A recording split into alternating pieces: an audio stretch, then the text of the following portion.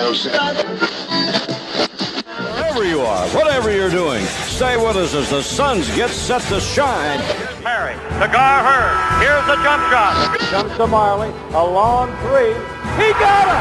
He got it! Into Booker. Here's the three. Suzanne! Oliver, Sir Charles, and he flies in for a wham, bam, slam. Whammo time! He got it! Suzanne! Oh, brother!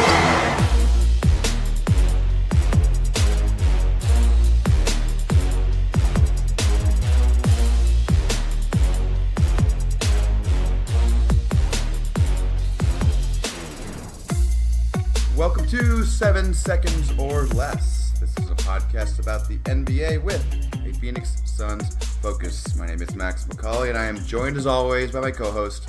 His name is David Nash. David, the Suns finally got a win. It was a blowout win. How you feeling? We won another game, Max, so I'm feeling pretty good. So far, we seem to be averaging one win per episode at the moment, which isn't great, but at least gives us some positivity to talk about each episode. Yeah, you'd like to crank that up a little bit. Maybe we can get like 2 per episode going forward. That would be nice. Yeah. So anyway, we're not going to talk about that game because we're going to do a mailbag episode, David. This is going to be fun. I like these because our listeners do all our work for us. They do, and they've come with some pretty good questions, which I think cover, pretty much all the important topics from the Suns. So, yeah, we enjoyed the last time we did a mailbag, which was much more in our infancy as a pod. So, lots of questions to answer, and I'm pretty hopeful we're going to get to all of them in the episode, which is good. We're also going to do 7 Seconds or Less. We're going to do Did You Know? Also, David, I put out a challenge last week for reviews. You did. And they answered. The listeners answered. We got 5 new reviews, which is awesome. We're going to read out the one up top. That was the one that won the 39th review, the one that was first. And then we're going to read the rest of them at the end of the episode. So I'm excited about that. That's true. And I'll put a challenge out there. We're still waiting for our first or second Aussie review, actually, on the Aussie version of iTunes. So I'll happily read the next one that we get there out in an upcoming episode, Max. Yeah, you got to tell your Aussie brothers to stop slacking, man. All right, so before we do that, do you want to go a little bit into what's happened recently? We mentioned the win, but there's been other stuff too. Yeah, I'll just quickly go over the week that was, Max. So we lost at New Orleans 99-119, of course, followed by another loss to OKC 101-118, and then our win over the Spurs, as you mentioned, which was a 20-point blowout, 116-96. Unfortunately, Max, our 3-11 record as of recording this podcast is still last in our division, a whopping 5 games behind Sacramento. We're last in the conference, 2.5 games behind Minnesota of all teams, but just 28th in the league with a 1.5 game buffer over Cleveland. But we normally cover other news in this little segment here, Max, of which there hasn't really been anything other than what's going on in the game. So I believe this is the time you'll read out our 39th review. Yeah, let's do it. So this comes from Daniel at Duarte, it's probably his last name, 89 on Twitter. Met Daniel in Vegas for Summer League. Awesome guy. Awesome. Love talking to him. He says, these guys are awesome. They both have great insight on the team, and they are not afraid to criticize, which always makes for better conversation. They also are both great follows on Twitter and really interact back and forth. David being from Australia, you would think logistically it would be a problem, but pod is always uploaded every week. Great stuff. David, it is kind of tough sometimes, but we make it work. We do, and that pretty much sums up exactly what we try and do every week and what we're trying to do overall on the pod. So thanks very much to Daniel for that review. I think he's summed it up pretty beautifully there. Yeah, appreciate it, Daniel. And the rest of you guys reviewed, we're going to read you at the end of the episode, so don't fret. All right, David, you ready to start us off? I am. So our first question here comes from Pocket Litter, who put it on my feed when I retweeted the mailbag for this episode, Max. He is at Fortimasossi.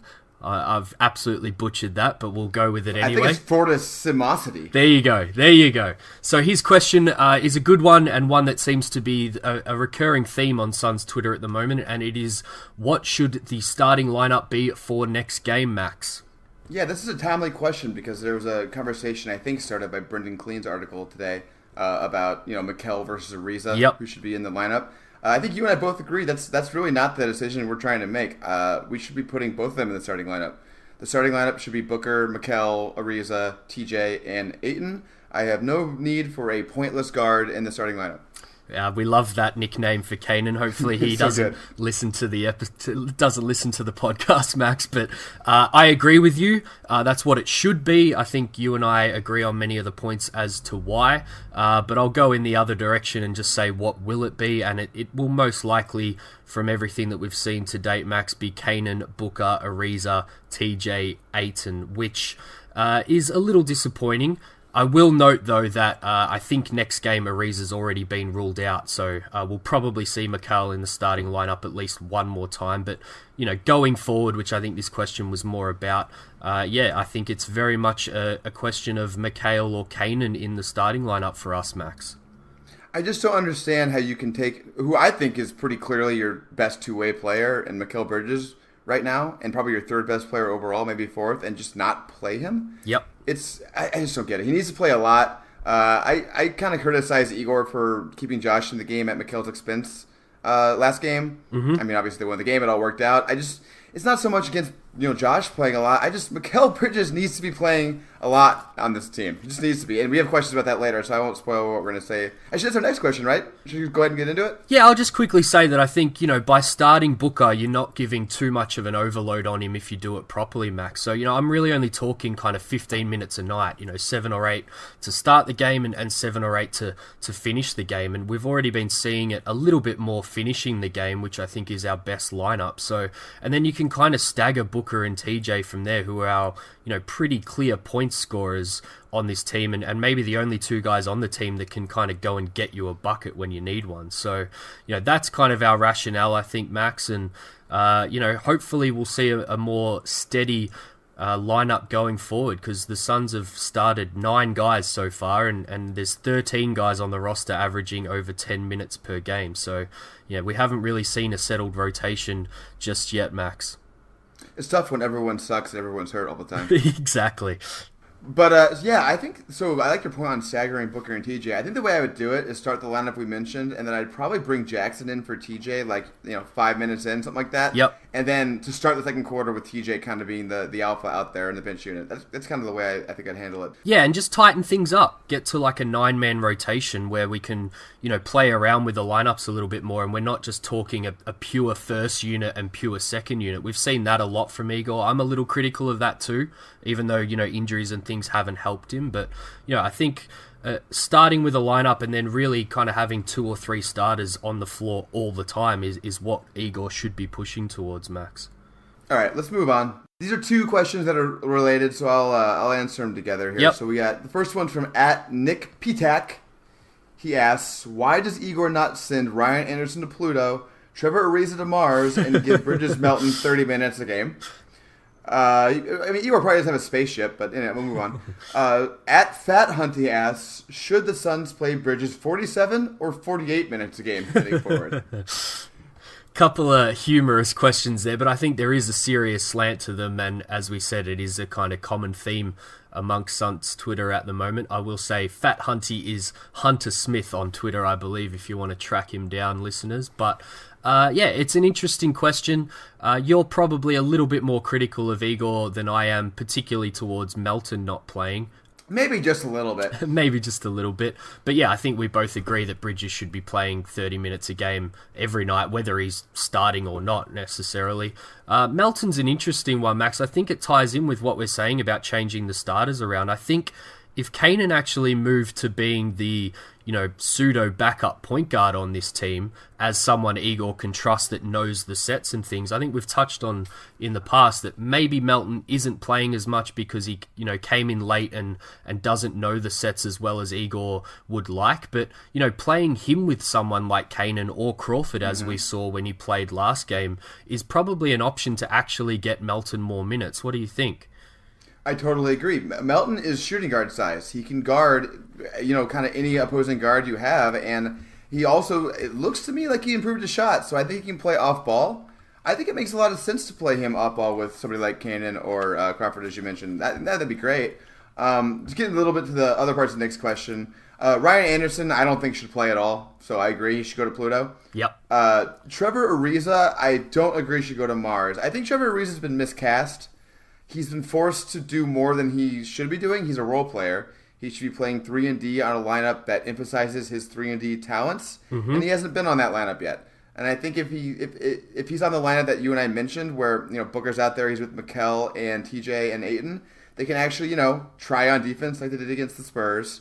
He can play with other players who are good in offense like Booker and TJ, and do his 3-and-D role. That's what we need him to do. That's what we signed him for. We didn't sign him to be a star player. So I think that's kind of what's been the problem with him so far. Yeah, I totally agree. I think this is one issue that you and I are pretty kind of in step with, and ironically, I seem to be very out from the majority of Suns fans with this one. I think the whole reason that you signed Ariza is to play with the starters and be a kind of fourth or fifth best starter in that lineup. I've seen a lot of people mention that he should be playing in the second unit, and all of a sudden he probably becomes the kind of first or second best player within that unit, and you're kind of just going to replicate what we've seen to date with the starters struggling. Ariza has struggled, and if you move him to a major role in that bench unit, we're just going to see more of the same for Ariza. So I think a question where there needs to be a little bit of patience with Suns fans. I think as the starters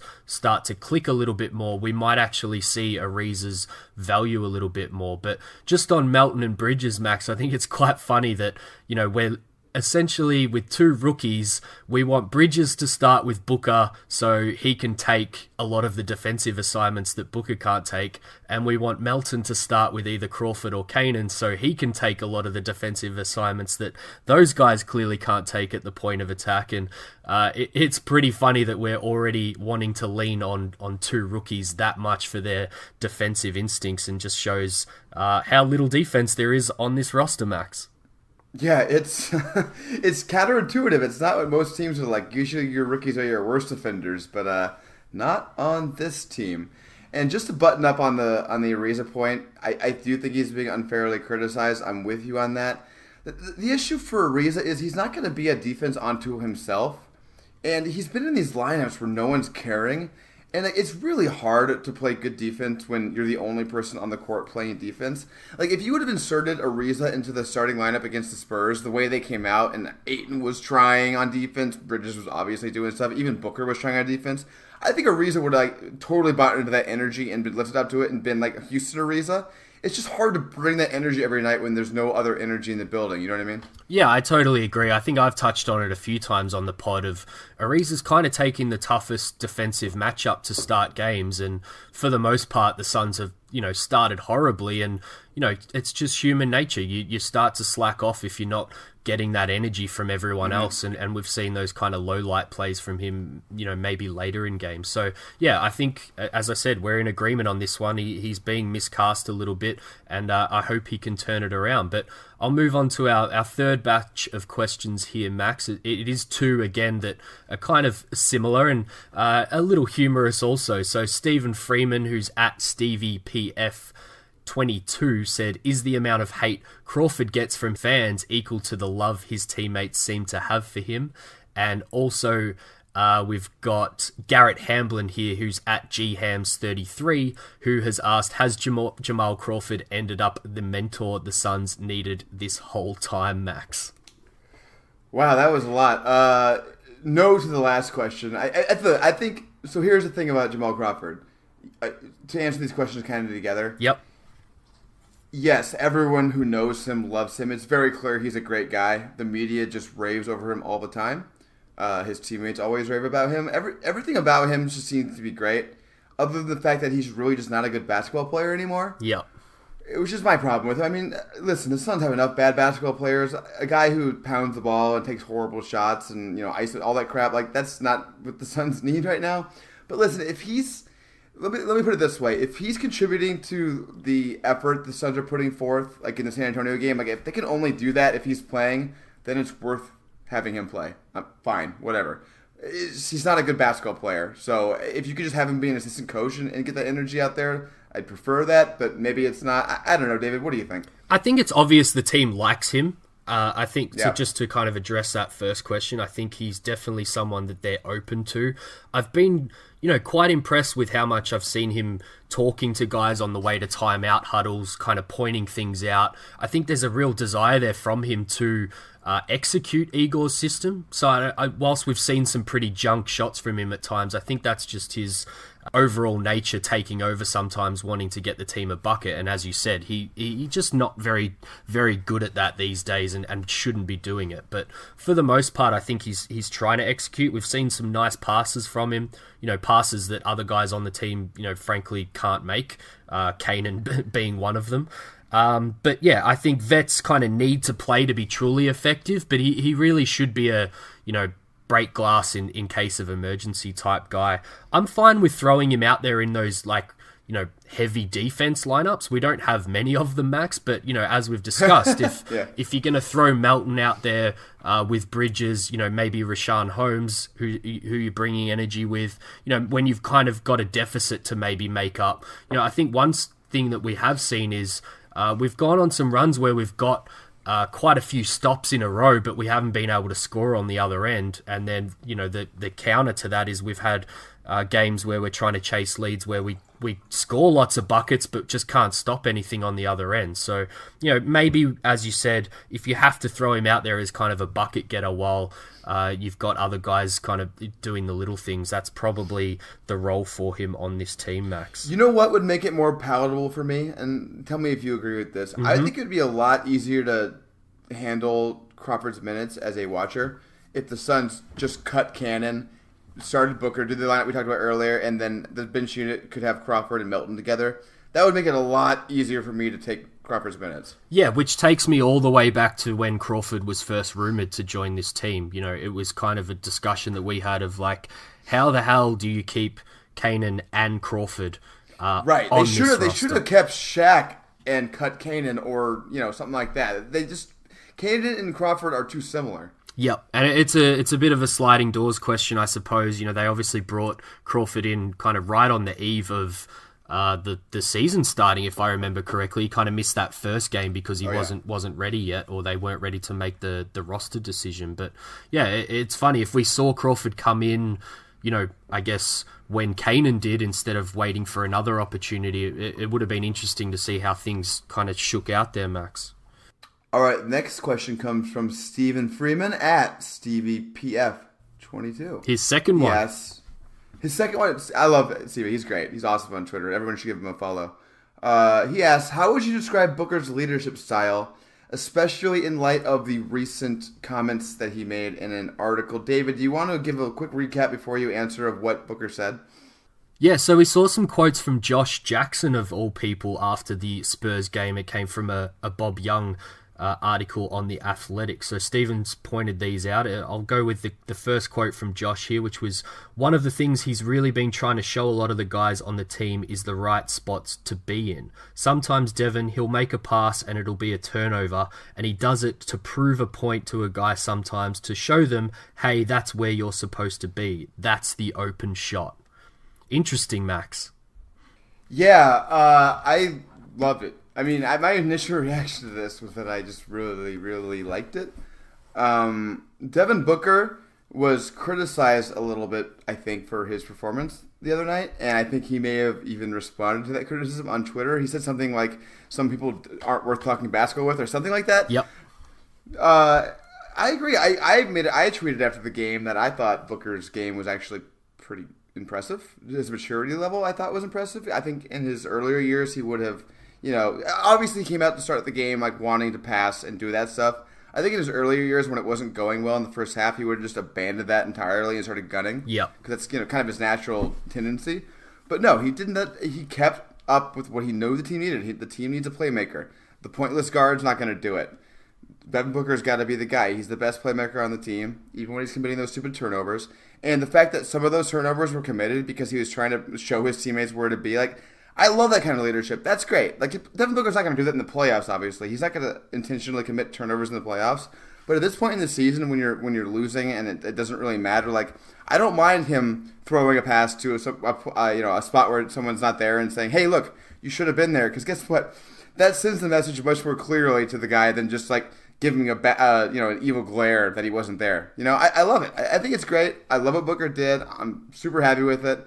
And I'll let you respond before I go into what I think Booker's leadership style is. Yeah, well, I'll just jump straight into that part of things, I guess, straight away, Max, and then you can come in after that. But, I think it's important to remember that he's 22 years old. So up until now, we've pretty much seen his leadership style, so to speak, be trying to put the team on his back. Sometimes it comes off and sometimes it doesn't.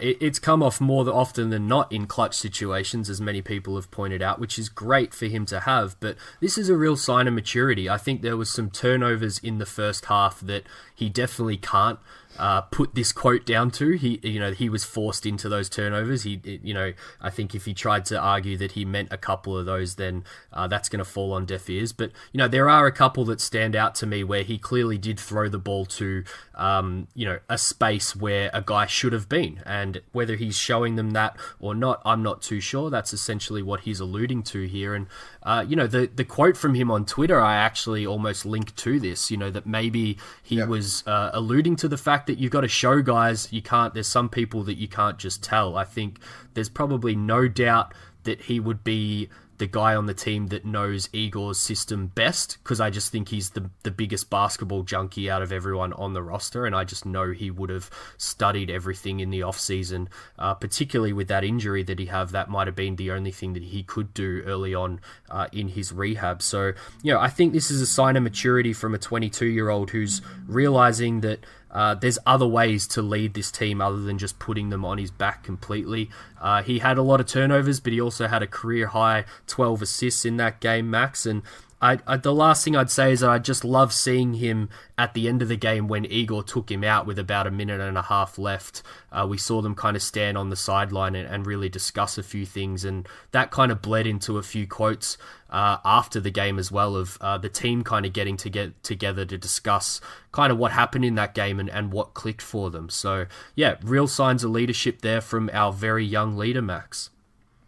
I think you make a really good point by bringing up the fact that he is 22 years old.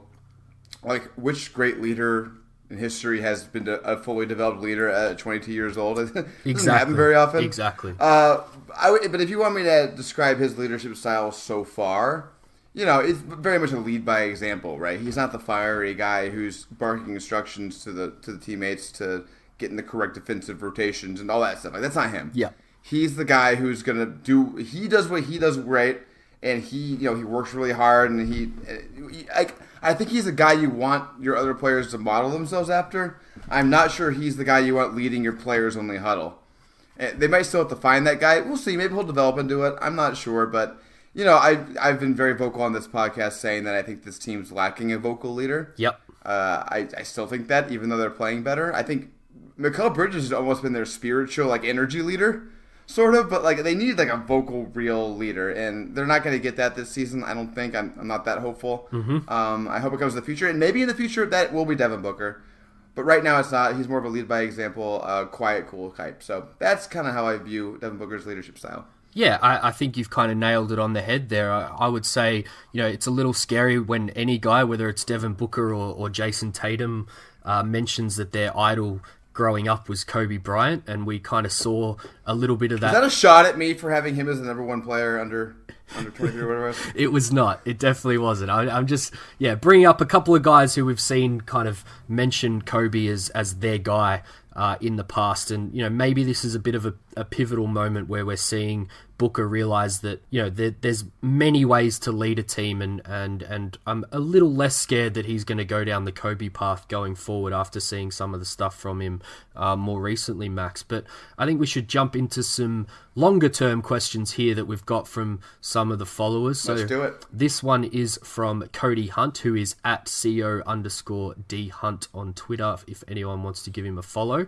And there's also another one from DQ, who's at the Danny Maggi, who have asked very similar questions here about our boy TJ. So given his development, where does TJ's contract rank among the best value deals in the NBA? And DQ asked, should we keep Warren now? What do you think, Max? It's really interesting, isn't it? Because I was probably among the most vocal people on Twitter, at least, saying that TJ's contract was a negative. Mm-hmm. Because I think based on his previous play, It was a negative. And, I mean, mea culpa on this. Fully, I'm ready to say that I was wrong because I didn't think TJ Warren could do it. He clearly can. He is a good three-point shooter now, David. I'm willing to say that. I'm not sure he's as good as he looks. Like right now he looks like one of the best three-point shooters in the entire league. I'm not sure that's where he's at. And the stats back it up. He's kind of up there with the leaders so far, still at 46%, but just 23 of 50. I shouldn't say just because that's a great clip, but in terms of sample size, we're still just talking 53 pointers. But the signs are great, Max.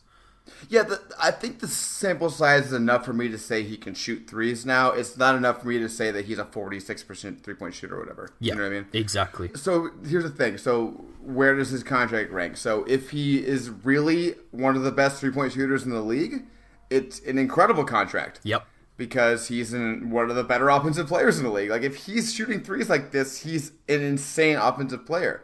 I think I saw since he started, he's been averaging 25.5 points per game on, these crazy shooting splits, like insane percentage. Like, if that's who he is, then, I'm not going to say he's a max player because he plays, still kind of mediocre defense, but he's, approaching that, right? If he's shooting like that.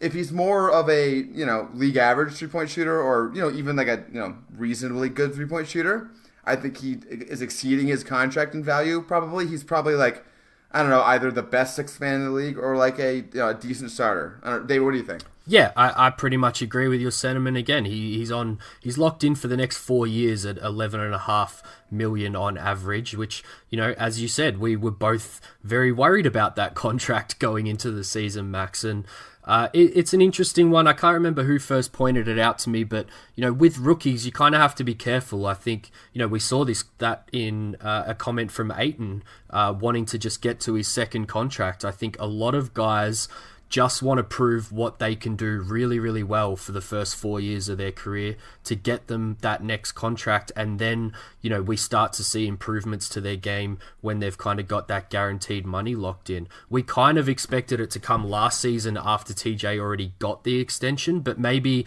with all the stories we've seen about how much work he actually put into his three-point shot, maybe it was, a little too late in last year's offseason to put that work in for him. But, I'll kind of say in terms of his kind of value contract-wise amongst the league, we'll get into a game a bit later on around that, so I won't delve too much into other NBA players, Max. But I looked up per 36 numbers because, he is in and out of the starting lineup. He's a top 35 scorer in the NBA right now if you look at per 36. If you kind of cut out some guys who aren't playing significant minutes, of course. And there's really only 4 guys above him that aren't on rookie deals that are making less. And that's Derrick Rose, Montrezl Harrell, Julius Randle, and Lou Williams. So I think he's definitely playing up to his contract right now. And as we'll get into a little bit later, I think he's kind of approaching Robert Covington sort of territory in terms of the value of his contract and what you might be able to do with it, Max. Yeah, that's really interesting because Robert Covington is a really, really good wing defender, right? Yeah. But he was sort of worthless in the playoffs, so it's tough. But it's kind of like, if you're trying to win a championship, I still am not sure TJ Warren is what you want, unless he's a sixth man, because if you have a starters, you need them to play defense around your ultimate star players, right? Yep. And the idea of this team, it's going to be Booker's going to be the offensive focal point, and Ayton's going to be either that or the secondary one. So you kind of need defense around them, and we still haven't seen it from him. Hey, maybe he'll add it because he added the 3-point shooting we didn't think was coming, so maybe. But I still think he projects more as a sixth man, so that's what's tough. Yeah, that's why I mentioned Covington, because obviously he's, a bit of the antithesis of Warren, as you said, but, just got traded for Jimmy Butler. So just to kind of address DQ's question about whether we should keep him, I think, the value of his contract suggests that you should definitely keep him going forward until you are presented with an option like Philly just was in terms of upgrading that position, because Covington was great value, but if you're really pushing to be a contender in the playoffs and you get offered someone like Jimmy Butler, then it's a great contract to throw into a trade like that, Max. David, you literally just stole the thought out of my mind. My next point was going to be, you keep him until you can trade him for that next star thing. The Suns fans are always wanting the star trade. Guess what? If Warren keeps this up, you finally have the asset that teams will want in a star trade. Exactly. Along with the picks and stuff. It's perfect. That's what you want. Okay, let's go ahead and move on, though. We have another pair of questions here. One comes from Jared Renko on Twitter. He's at JM Renko. He asks, what trade at the deadline do you foresee? Another comes from Ben Adam. He's at Ben Adam 11 on Twitter. Both these guys are great, by the way. Give them follows. They are. I love interacting with them. Definitely. And Ben asks, do the Suns consider moving Ariza? Ideas on return and destination. David. First thing I'll say is obviously Ariza cannot be traded until December 15, which is, about a month away max. So we are thinking more kind of trade deadline with both of these. I wouldn't be trading Ariza, as soon as you can make that trade on December 15. I think you're really only sending him to a contender towards the end at the deadline, and somewhere that he probably is going to be happy going, or else you might cop a little flack with that signing. But I'm looking at restricted guys here. I know McDonough's gone, but the team's always kind of looked at these guys that are coming into restricted free agency that their teams aren't really interested in. So D'Angelo Russell's one who we've talked about quite a bit. Tyus Jones is another who we've also touched on quite a bit, so I won't go into. And DeLon Wright is another guy in Toronto, Max, who might be looking for someone of Ariza's ilk to help. And I'm going to throw a random one because we've discussed all those three guys quite a lot before. I'm going to throw in Jordan Bell as a possible trade target. Ooh, interesting. As a guy who, the Warriors can't really re-sign him going forward. He's another restricted free agent. I don't know what the trade would look like, but if you can get them a piece that helps them in the playoffs, Max, I'd be interested in Jordan Bell as a piece on this team going forward. So now you have me quickly Googling Golden State Warriors contracts. I want to see how this works. I agree with you. So here's the thing. So if you're trying to trade Trevor Ariza, I think you were looking to trade him to a contender, right? Who else would want him? It's got to be a contender. And it is, I think that Golden State would obviously love to have Trevor Ariza on the team. It's going to be difficult to make the contract situation work because Jordan Bell makes $1.3 million a year. Yep. I'm now seeing, and Trevor Ariza makes $15 million a year. But, man, so I would love to do that. Maybe get Quinn Cook, too, because Quinn Cook is real good.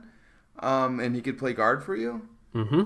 And the problem is, like I said, the money. Maybe if Sean Livingston is, done with them, I haven't seen how he's been playing this year, but if he's done with them, maybe that's the guy you go for. Problem is he's another year under contract. So, I don't know. I don't know if that'll work, but I like the idea. Yeah, I think it's a situation, it may not be an Ariza situation, it may be something else where, they've kind of backed themselves into a corner here with Jordan Bell, and that they may just take an asset because they're pretty much going to lose him, Max. So, yeah, I think for Ariza, as you said, you're looking at $15 million in salary and contenders, so you've got other options to look at in other teams that probably aren't the Warriors. Yeah, the one I'm looking at and the one that I can't get over is the Pacers. Because they're sort of like a contender that's fighting from behind the four East behemoths. Yep. And they not only that, they also have 2 point guards. Darren Collison and Corey Joseph, one of whom would presumably be somewhat expendable considering they have Tyreek Evans in the team also. And Holiday coming through the wings as well. Exactly, my favorite player, Aaron Holiday. So, you could also just probably their biggest glaring hole is they don't have a small forward. Mm-hmm. Like you plug Ariza in there, it makes a lot of sense. That's the team I'm staring at. Could totally see Ariza going there and one of those point guards coming back and maybe something else, something small. But yeah, I think generally the sentiment makes sense. I think Ariza is somebody who we're going to be shopping. I'd be surprised if we're not. Just because I think he's going to have value to contenders, and we're going to look for a point guard. And it's hard to get a point guard. Yeah, I definitely looked at Indiana as an option, but couldn't really come up with an interesting trade there. But there's definitely options, Max. But I've got 4 other options here for a quick yes/no game. You ready? Yes, let's do it. Utah, struggling a little bit at the moment, want to be a playoff contender. Max, would you do Derek Favors, who's essentially an expiring, and Dante Exum for Ariza and Bender? Oh my God, are you serious? Of course I would do that. OKC Thunder, would you do Ariza for Andre Roberson if he's, looking healthy but not going to be contributing to the Thunder's playoff hopes towards the end of the season and has, I believe, another year of $10 million on his contract, and will throw Abrinas in for contract matching purposes? Wow, that's really interesting. Man, you know what? God, that's tough because he's such a good defender and the Suns could use a defender of his caliber, but man, they really have, I want to trade Ariza for, not a wing, because we have wings who need to play, and obviously he's a wing. Ugh, I don't know. That's tough. I might not do that. All right. We are looking at the Clippers now, who we kind of were confused about going into the season, but they definitely look like a playoff contender at this point, Max. They're so good. If we were still eyeing off Patrick Beverley towards the trade deadline, more for going forward purposes and re-signing him, would you do Trevor Ariza for Marcin Gortat, whose money would just come off the books, and Patrick Beverley? I would do that for sure. I don't think the Clippers would. I've been hearing stories about how how Patrick Beverley is basically mentoring everybody at the team and is just a fucking awesome guy in the locker room. So I don't think he's available, but yes, I would do that. That's why we'd want him. And I already know the answer to this last question, Max, but we're going to Philadelphia, who are going all in for this playoffs after going for Jimmy Butler. Would you do Trevor Ariza for Wilson Chandler, who is another expiring contract, and the very paltry throw-in of Landry Shamet? Oh my god. I mean, yeah, what else can I throw in? That's it, Max. That's all I got. So we should go to our third section of questions here for longer term ones. Yep, let's go for it. All right, 3 questions that are all linked here, so I'll rattle them off real quick. So we've got at Kerry Stephen, who has said, assuming we stretch Anderson and let Bender go, how much money do we have and who is the best free agent outside of the top names that we can go after? The real T Marts, who is Tyler on Twitter, said, assuming the Suns don't draft a point guard, what free agent would you go after, or who would be an ideal fit with Booker and Melton? And our good friend Ali, who's at AliCos1, asked, would you prefer a big name like Rubio and Mirotic next free agency period, plus a steady vet, or 3 to 4 guys all between 5 to 10 million? And he rattled off a few names there, but I think we've kind of talked about those sort of options before, Max. So I'll just start by answering Kerry's question there before I throw you in, Max. So the question around cap space, if they waived Anderson but didn't stretch him, they'd be looking at around $27 million. And if they decided to stretch that dead money, we can open up roughly $37 million. So what are you thinking around free agents here, Max? That's another heavy hitter group of question askers. They're all very smart guys on Twitter. Yep. And they're making us think. I like that. So the best free agent, I'll go in order here. So the best free agent outside the top names, I assume when you say top names are like the superstars. Middleton, Chris Middleton, if you don't consider him a top name, that's probably my favorite. I mean, I know we have a lot of wings, but he's sort of like a guard wing, and he's perfect. I mean, I just love him. His game's great. With Booker, he'd be great. Him and Mikal surrounding Booker would be the best thing ever. Yeah, that's kind of where I draw the line, I think. I think, Durant, Irving, etc., Butler, they're all above that line, and then Middleton's kind of the line, and then all these other guys we're probably going to mention are below that. So, yeah, I'd be starting with Middleton and working your way down so you don't waste too much time on July 1. Yep, I think Middleton's a max contract guy, right, David? You give him max? It's probably what it's going to take to even maybe get him away from Milwaukee. So, yeah, I think that's what you're talking. You're kind of talking that kind of money. Middleton's kind of like Clay, but just not as insane of a shooter, just a normally good shooter, but otherwise he's Clay. That's kind of how I look at him. Gives you a bit more playmaking and a little less defense. So, yeah, pretty much a wash there, I would say. A little less, but he's a good defender. Oh, yeah, totally. But Clay's Clay's amazing. Yeah, Clay's underrated as a defender. He's a really damn good defender. So going into the point guards, Tyler asks about what we would do for an ideal fit with Booker and Melton. Well, if you're asking me if Melton's good, as I think he is, then he kind of, I think, is the point guard. But I think if you have Booker and Melton as the starting unit, you kind of want a spark plug off the bench, sort of. Yep. And so that would be Okobo, ideally. You would need a free agent. But I don't know. I haven't really looked at the spark pluggy kind of guys off the bench, David. Is Patty Mills a free agent? He's kind of the guy I want. I think he's still locked in a little bit more, but I'd go the other way. I'd go back to Patrick Beverley here, Max. I think if Melton shows towards the end of the year that he's got a future, not necessarily that he's going to start next season next to Booker, but that you've kind of pegging him as your future starter with Booker. What better guy is there to learn off than Patrick Beverley? Beverley would probably be happy to start and then, give his minutes up like he is right now to Shai Gilgeous-Alexander. And I think he'd be the perfect mentor and, bring a lot of those things that we've spoken about many, many times before on this podcast around, leadership and things like that, Max. Yep, I totally agree with that. And the other point guard I'd really like to consider is in the next question from Allie. I think Ricky Rubio would be awesome. Yeah, perfect. Another guy we've talked about quite a bit and that would, obviously if Igor is still around at that point in time, match up quite well with him.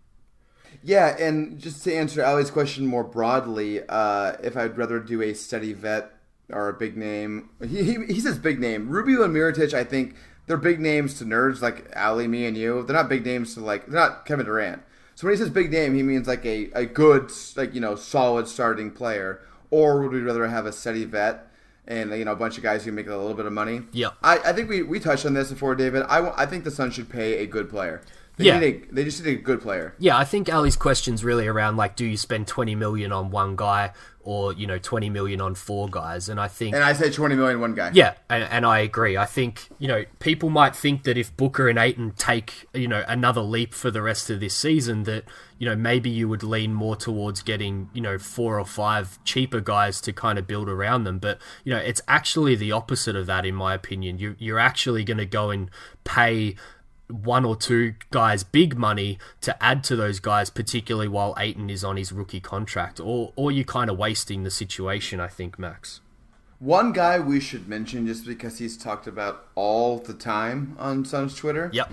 A guy who I do like, Terry Rozier, David. I think that's going to be somebody who's linked to the Suns a lot in the offseason. What do you think? What would you go after Terry Rozier, and what kind of contract would you offer him? I would go after Terry Rozier at the trade deadline, Max. And if they can't get him then, I'm not too sure that I'm all that comfortable going to him in free agency and offering, north of $15 million.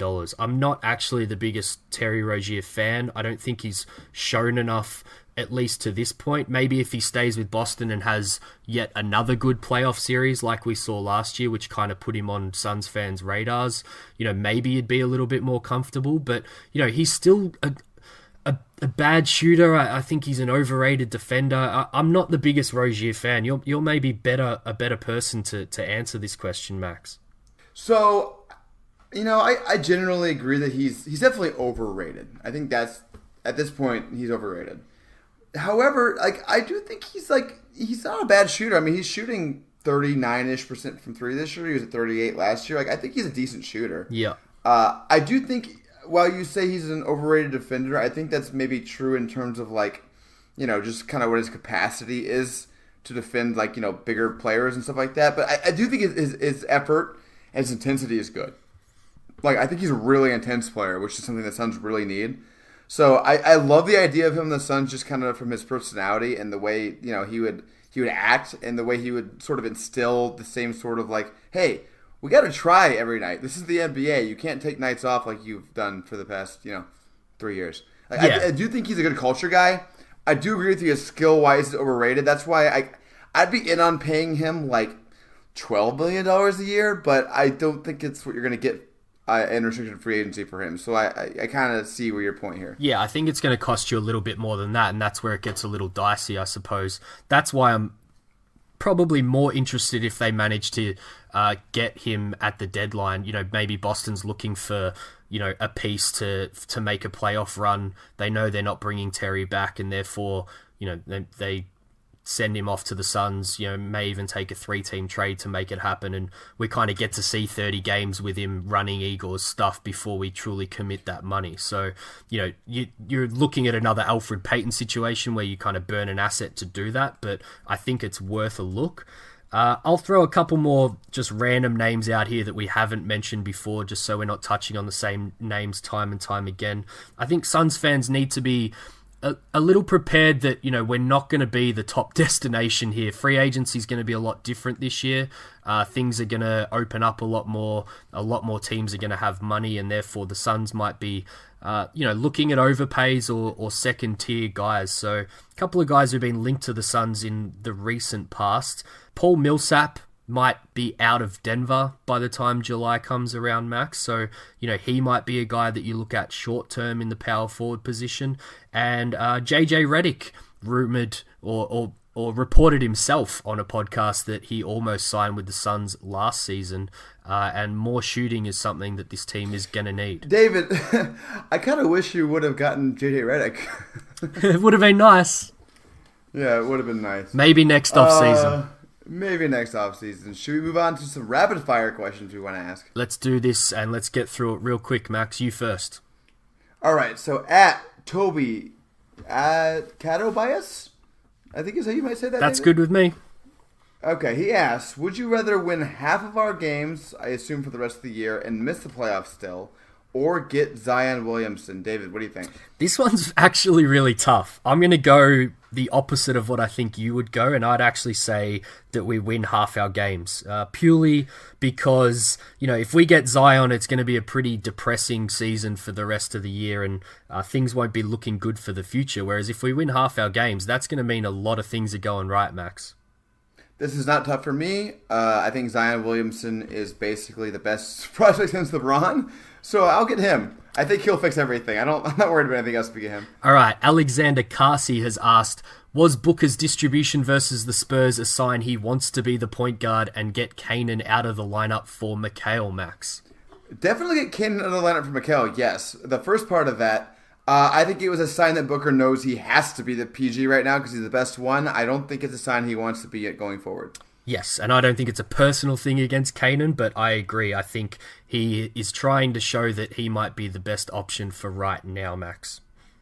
At Craig A. Hamill, who, by the way, I wear his designs all the time. He's a great artist on Twitter. Follow him. Buy his shirts because they're awesome.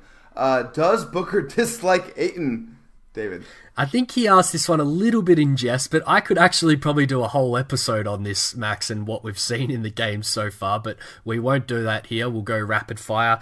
I will say dislike, no. Is he frustrated with him? Yes. I have nothing to add. That's exactly what I think. And another good friend of ours, Mike Lisboa on Twitter, that's his @2 if you want to follow him. He has asked, excluding the 38-year-old Jamal Crawford, which current Sun is most likely to retire as a Sun, Max? I thought this was kind of hard until I realized I could cheat and say Booker because Booker will probably be on the team for a long time, then go chase championship, and then come back and retire on a one-day contract with the Suns. It is a tricky one. I found it tricky too. I think Booker's the, popular and positive answer, but not many guys spend their whole career with one NBA team anymore, Max. So I'll go in with a bit of humor here, and I'll say once Kanan is cut from the Suns, he will never be on an NBA roster again. And therefore, he technically retires a Sun, Max. How could anyone not want a pointless guard? All right, David, let's get into Did You Know? Let's do it. Well, Max, did you know our most recent win over the Spurs and just our third win for the season was the first time we've beaten San Antonio in 6 tries. The Suns, of course, lost our first encounter this season and all 4 matchups last season too. The last regular season Phoenix win was on Jan 14, 2017, where the Suns beat the Spurs 108-105. In Mexico, right? Yes, it was. As we know, the Spurs had our number throughout many playoff runs, Max, during the 7 seconds or less era, but they also dominated Phoenix throughout the regular season too. In 171 regular season games to date, the current head-to-head record stands at 94-77 in the Spurs' favour, Max. In fact, when we face off the Spurs again on December 11th, the Suns will be going for consecutive wins over the Spurs for the first time in quite a while. This is a total full court heave at the buzzer question for you, Max. But can you guess in what season the Suns last put 2 wins together against the Spurs? You would never have asked this question if we had a guest on. This is the kind of thing you punish me with only. I don't know, man. 2013. How about that? It was the 07-08 season.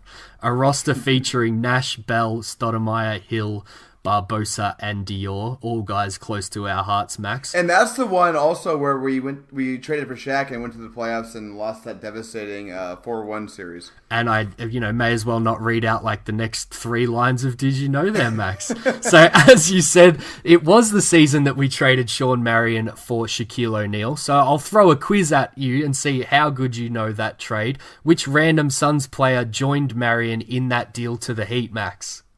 Ah, damn it. Jeez, I don't remember. It was none other than Marcus Banks, who also went with Marion. I do not like Marcus Banks. Go on. He also went with Marion to Toronto when he was traded again. So the ultimate salary filler guy there, Max. But as you just said, which showed great knowledge from you there, Max, the Suns won 55 games that season. But of course, drew the Spurs in the first round, and as you said, were bounced out 4-1 in a first round elimination. Now, back then, the Suns actually led the head-to-head battle, which just shows how bad things have gotten. So, since the start of the 08-09 season, the Spurs have won 30 games to the Suns 9. Pretty depressing. As I mentioned, the Suns play the Spurs again this season on December 11 and then one final time on January 29. So we'll have a while to bask in the glory of our 20-point recent win, Max. Whilst we haven't won many games against them recently, the recent win was actually only our first 20-point win over them since 2014. On Feb 21, 2014, the Suns beat San Antonio 106-85 at home. Max, do you want to take a wild guess at who our top scorer was in that game? Oh, man. Is it going to be a Morris brother? Because if it's a Morris brother, I'm going to be sad. It is definitely a Morris brother. Markieff Morris. Markieff Morris scored 21 points off the bench that night, and he was one of 5 guys to hit double digits in that game. Channing Frye had 17, Gerald Green had 13, Ish Smith had 15, and the other Morris also had 13 points. Now, after that, Max, you have to go all the way back to 1999 to find another Phoenix 20-point win over the Spurs. At that point, the Suns held the head-to-head matchup 54-43, but the Spurs team featured a head coach by the name of Greg Popovich and a young center named Tim Duncan. Max, from 99 until 2018, the Spurs have had one head coach, and guess how many times they've drafted in the lottery? From 99 on? Yep. Does that include Duncan or no? No. I'm going to guess... Man, it might be 0 times. It's close to that. It is 0. In that same time, Max, the Suns have had 10 head coaches and picked in the lottery 13 times. It's a pretty stark contrast and the type of continuity our team needs to strive for. It's still a very big if right now, but maybe the Suns can get some of those wins back over the Spurs now that Duncan is retired and Pop probably won't be coaching for too much longer. This, did you know, wasn't meant to be all depressing, so after mentioning Pop's first season coaching record last episode in this segment, Max, I'll leave you and the listeners with a small bit of hope. Tim Duncan was the number 1 overall pick who happened to be born on a Caribbean island. Greg Popovich was a first-time head coach who won just 17 games in his first season. I think you can see where I'm going with this, Max. Stay the course, Suns fans. That's it for this week, and I'm excited to answer a few more mailbag questions now about the NBA in general, Max.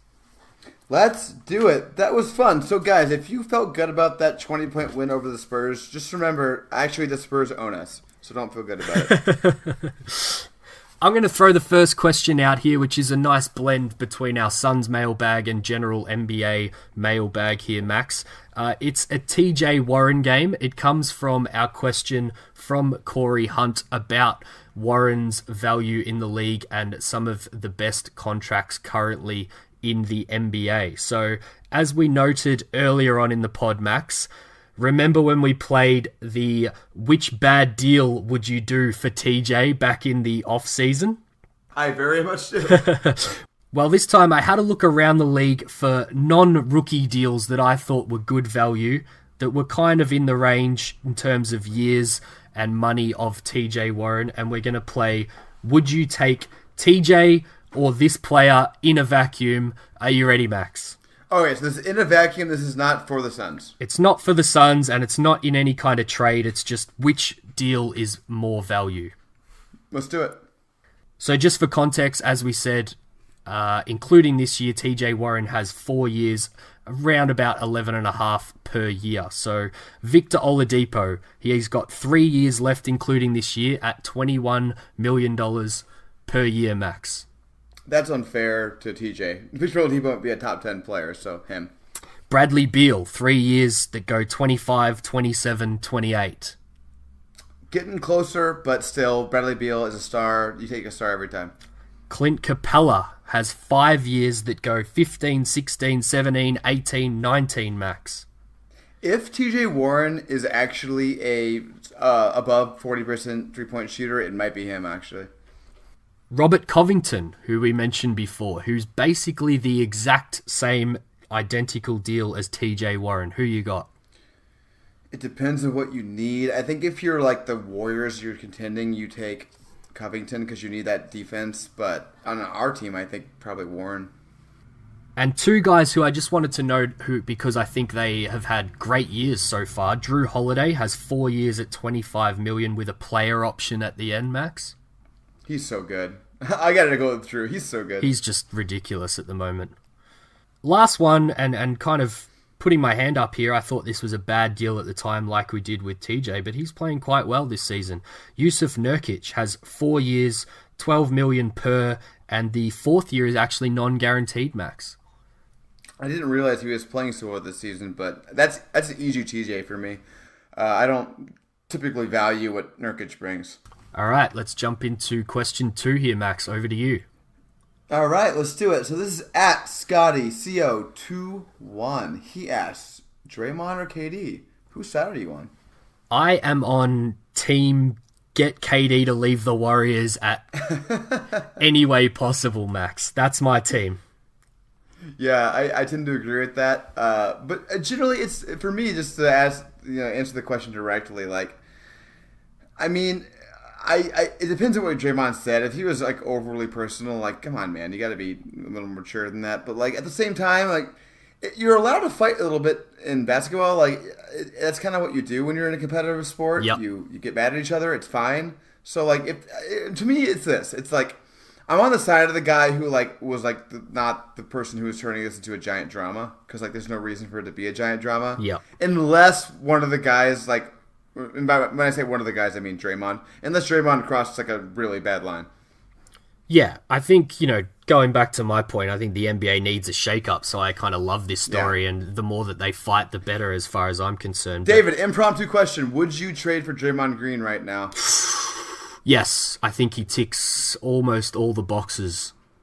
Yep. Things we've discussed around leadership, spark, on-court leader, pretty great fit. I'm sure Igor would love him for the things that he can do. Yes, 100%. But I think, New York and LA are obviously the rumored teams that come up. Phoenix is absolutely no chance for Kevin Durant. I'm sorry, Suns fans, but no chance. I'm leaning Lakers on this one. I don't know about you, Max, but I'm kind of leaning Lakers. I think he's one player that might actually want to go and join LeBron James, who, has committed long term. I very much disagree with you on that. Ooh. Here's why. Can I tell you why? Go for it. I think he's already done the thing where he joins someone else's team and doesn't get the credit he thinks he deserves. Yep. And I think that if he joined LeBron, the same thing would happen in his mind at least. So I think if he's going to do anything, it's going to be either the Clippers, just because the Clippers have just such a good situation. Like, that team is so ready-made for a star to pop in because they have everything else. Very true. And then New York would be just the New York thing. Like, I think if you took the Clippers roster and put it in New York, I think it'd be already a signed, sealed, delivered deal. He'd be there. Yeah. The problem with New York is just the roster, but yeah that's interesting. KD's free agency is fascinating. Yeah, it's a good point by you too. I think if he's going to leave the Warriors, and it's due to, not just this story, but a lot of the things surrounding it about him, wanting his own team back, not feeling valued by the Warriors anymore for what he does, he may want to go somewhere and be the guy. The Clippers are an interesting one. I hadn't really thought about that, and obviously the Knicks too, where he would be the focal point. But should we jump into the last one, Max? Let's do it. I do want to say one more last thing on this, is that I do think if I had to bet my money on it, I would bet on KD staying with the Warriors. 2 reasons why. Because I think KD respects basketball history, and they have a chance to literally win 5 or 6 titles in a row. And also because they're going to have that new arena next year. It's going to be completely badass, like the state-of-the-art, insane San Francisco arena. I think that I don't know who would want to leave that. So those are the reasons why I think he'll stay. Yeah, and the Warriors are going to do everything because of that new arena to make that happen, I think. Mm-hmm. So our last question here is from Ben Warner, who is at WarnerBen on Twitter, if anyone wants to follow him. He asks, which, if any, of last year's top NBA rookies are you worried about? You can go a couple of ways with this question, Max, but give me your take. Yeah, so I interpreted this as being the top rookies in terms of performance last year, not in terms of where they were drafted. Yep. So I looked at Donovan Mitchell, Jason Tatum, and Ben Simmons, who were pretty unanimously the best 3 rookies last year. Yep. And all of who I think, they've struggled. I think everyone kind of would admit that. None of them have been that great this season, maybe all worse than they were last year, which is surprising. Yep. In terms of who I'm the most worried about, I mean, I went into this season being worried about Donovan Mitchell just because he hasn't shown a propensity to be an efficient scorer yet, which I think people kind of gave him credit for. And, this season's been kind of even worse. I'm not sure he can shoot, and I'm not sure he can draw fouls. And if you're a guard who can't shoot or draw fouls, you're kind of struggling with efficiency. That's just kind of how it goes. Yeah. And then I'll say, but in terms of what my opinion has changed, Jason Tatum, that guy's got to stop shooting mid-range jumpers. Kobe. The reason why it's Kobe. The reason why I didn't like him in the draft, why I was desperately hoping the Suns didn't get him, is because he shot too many mid-range jumpers. I thought he was Carmelo 2.0. And the first year of his NBA career, he made me look like a moron because all he did was shoot threes at an amazing clip and play defense. And then, obviously take over in the playoffs and get to the rim whenever he wanted. And then now this season he's gone to shooting only mid-range too. Is exactly why I didn't like him. Yeah. So it's weird. I kind of feel vindicated for my pre-draft take and unvindicated for everything else. So I don't know how to feel, David. Yeah, it's an interesting one. I think I went slightly different with this one, so it can kind of fill the gaps in around you, I think. I think the obvious choices here in terms of disappointments overall from that draft are obviously Markelle Fultz and Josh Jackson. We've touched on Josh a lot on this pod, and I think everyone knows the Fultz situation by now. So I'm going to go with another guy who I'm worried more about his situation going forward, and that is Lonzo Ball, Max.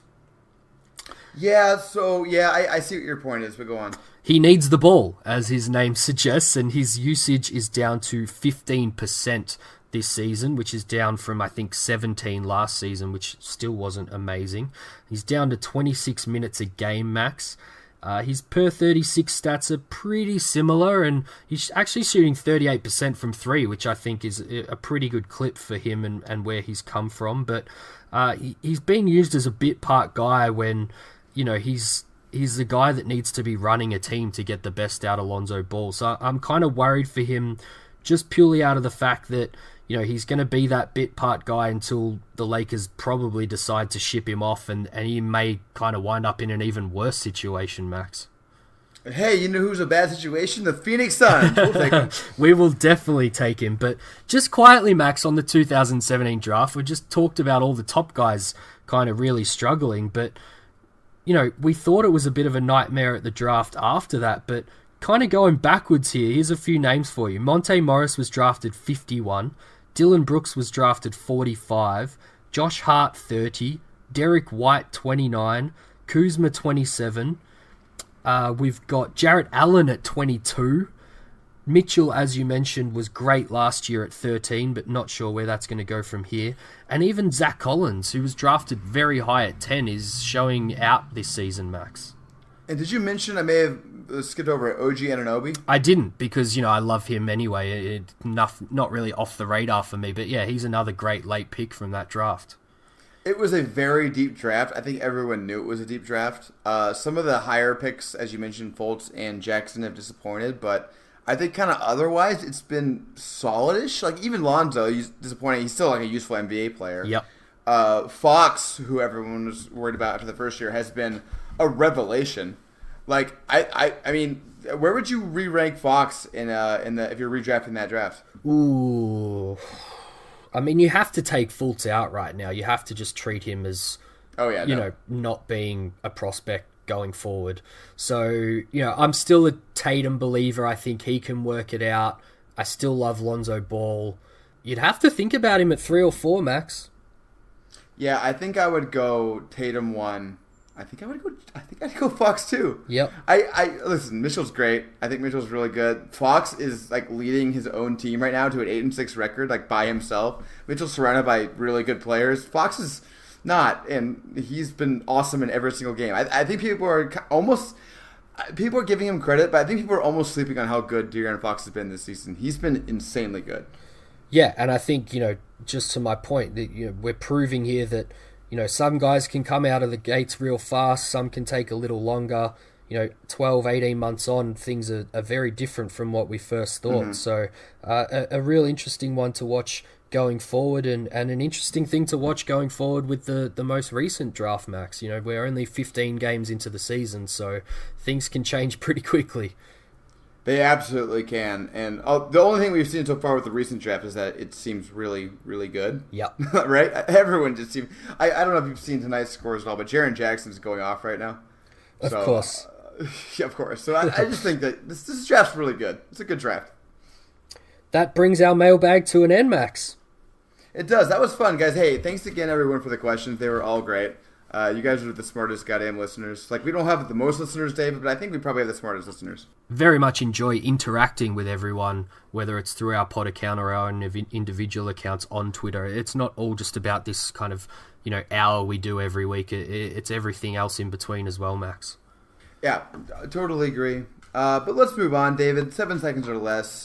This is the segment where one of us asks the other 3 questions for which the other has not prepared and only has 7 seconds or less to answer. David, it's my turn to ask you the questions. Are you ready? Always. We, before the season started, David, made some predictions, didn't we? We did. I'm going to ask you some questions about those predictions. I like it. Let's do it. The first one, which prediction that you made before the season are you most proud of? I'm still going with Karis LeVert, Max. Devastating to see him go down with that injury. 24 hours on from that, amazing to see that he might come back. It's probably still going to put him out of being in contention for the most improved award, but as far as picking a guy out of nowhere that probably would have been in outside of the injury, I'm proud of that one, Max. He was the best player on that team. Yep. Zach Lowe was talking about how they viewed him as a cornerstone, and obviously still do, but how devastating it was because of that. Yep. No, that was an incredible prediction, and you should be proud of it. Thank you. Real quick, my answer is the Bucks. I knew the Bucks would be awesome. The only thing I'm regretful of is not going far enough on them. Yep. It's just they're better. Okay, next one. I said regretful. That was a Freudian slip. David, which prediction that you made are you most regretful of? There's probably a few to choose from. Isaiah Thomas is probably one, because I just didn't realize how bad that situation was going to be for him to come in and be the sixth man of the year. But I'll go a team for my official answer, and I'll say Houston. I fell into the trap, Max. I thought that the guys they got rid of weren't going to be too much of a problem. And I also thought that the Western Conference overall was going to struggle from them down, and therefore they just kind of fall into still being a second or third best team. But they've got some serious work to do. They might figure it out a bit. I mean, they've been a little better lately. They beat the Warriors last night, albeit without, Steph. Yeah. But yeah, the problem is they haven't even suffered. They suffered a little bit of a Harden injury, but Paul has not looked good, and I would not be surprised if he went down with an injury soon. Yeah. Mine would probably be the Hornets prediction. They're not that good. No. They're fine. They're not good. They're not that good. They might make the playoffs. They're not going to be the 4 seed. So that was a mistake. Okay, David. Mm-hmm. You got to pick one of the season's early surprises. Any single one you want. I have a couple examples. The Jazz struggling, the Sacramento Kings winning, but don't limit yourselves to those. Any surprise that has happened so far, I want you to say which one you think is like the one that is actually going to be real. Which one's going to like go forward and sort of be a thing that the season's defined by. Well, there's a few to choose from there, Max, but I'll go a bit off the radar here. So, general consensus, at least from what I saw, was that if you were Team Doncic, Ayton sucked, and if you were Team Ayton, Luka Doncic sucked. I am pretty confident that those two are going to be the top two in the Rookie of the Year award at the end of the year. I'm not too sure. Too many people outside of myself predicted that, Max, and I am very glad to see that they could both be potential superstars in the NBA going forward. That's a nice one, and that's a fun one. That's one that can make everybody feel good. Mine is going to be totally contradictory to what I said 2 weeks ago. Okay. Which is that I thought that Sacramento was not here for real. Ooh. I've changed my mind over the past 2 weeks because of De'Aaron Fox only. I think De'Aaron Fox is actually a star now. And I think that Sacramento is maybe not going to be a playoff team. Not a playoff team, but they're going to be like a 35-ish plus win team. And it's going to be because De'Aaron Fox is actually like a really good player now. It's a point guard lead, Max. And having a good guy handling the ball, cough, cough, Suns front office, can get you places. And yeah, I agree. David, you know who went the pick after Josh Jackson last year? Yeah, don't remind me, please. But yeah, I think it's a good point. Maybe not a playoff team when it's all said and done, but probably won't fall off a cliff because they've got enough there to work with and might be in the hunt come the All-Star break. Maybe they'll do a weird trade to chase the 8th seed. I hope not. And it's the weird... Well, they don't really have a weird trade. They don't have their pick this year, so they only have so much they can ruin. Yeah, true. All right, so let's get into the last 4 reviews that we got from the last episode, which we very much appreciate and which are awesome. David, do you want to start reading these off? I will. So this one is by Idaho Sun, who says, to beat my head on, I grew up in Phoenix watching games at the Coliseum. It has been an exercise in insanity to really like this team. We moved to Boise in 2005, so there is no one to talk to work out my frustrations on the constant boneheaded decisions made by this and every other person running this team. At any rate, it's nice to hear that I'm not alone in the frustration. I also enjoy the insight. No one mentions the Suns in national media much. Perhaps Sava could just have a lottery or essay contest for the next GM. I certainly think we could do better or at least not do any worse. Keep up the podcasting or whatever the cool kids say these days. I'd be very happy to submit an essay on why I should be Phoenix Suns GM. Yep, we should go in together rather than against each other on that one, Max. I like that. Yeah, let's do a dual GM entry. Well, I mean, we've got co-GMs at the moment, so, let's do it. Do we, or is just Sarver the GM? Good question. All right, next one from Kevin G. in Chicago. Highly entertaining podcast. 5 stars just for the fact these guys are able to talk about the Phoenix Suns on a weekly basis without breaking down and crying. Keep it up. I say by breaking down and crying for Twitter. And we've got 5 stars from Bonzo Forever as well. This is one of my favorite Suns podcasts out there. I love David and Max's passion. After blowing the lead against Boston, I was feeling pretty rocky, but this pod put things into perspective. If you're a Suns fan and you don't listen to this podcast, you're missing out. Thanks very much, Bonzo. That's what we try and do. Thanks, Bonzo. I'm happy we were able to put you in perspective, even though I was upset, but I'm glad. The next one from The Tricks. He titles it, Thanks, guys. Being a lonely Suns fan in Vegas, it is very damaging to my psyche to continue to watch uncompetitive basketball time and time again. Well, The Tricks, let me let you know, it's not just people in Vegas. It's damaging to our psyches, too. which at some point it just becomes self-inflicting. After listening to your guys' pod for some time, it makes me feel better to hear positive spins to everything and knowing that I am not alone. Awesome pod. If you are a Suns fan. David, these reviews make me think that we're more positive than I realize we are. I think we are, Max. I listen to most of the Phoenix pods, and it gets a little rocky on all of them at some stage, but we try and stay the course. I really like that a lot of these are coming from Phoenix Suns fans, not in Arizona, being one of those myself. And that's kind of why we started this pod and how it all came about, Max, because you and I are on opposite sides of the world, wanting to talk about the same thing. So thanks to everyone again, and anyone else, especially Australians, if you want to submit more reviews, it helps us all the time, Max. Yeah, I'm down to read these at the end of the podcast whenever, especially at the end, because then, if you don't want to listen to it, you can skip it. But it's fun. I like to acknowledge our fans. Exactly. Because our fans are awesome.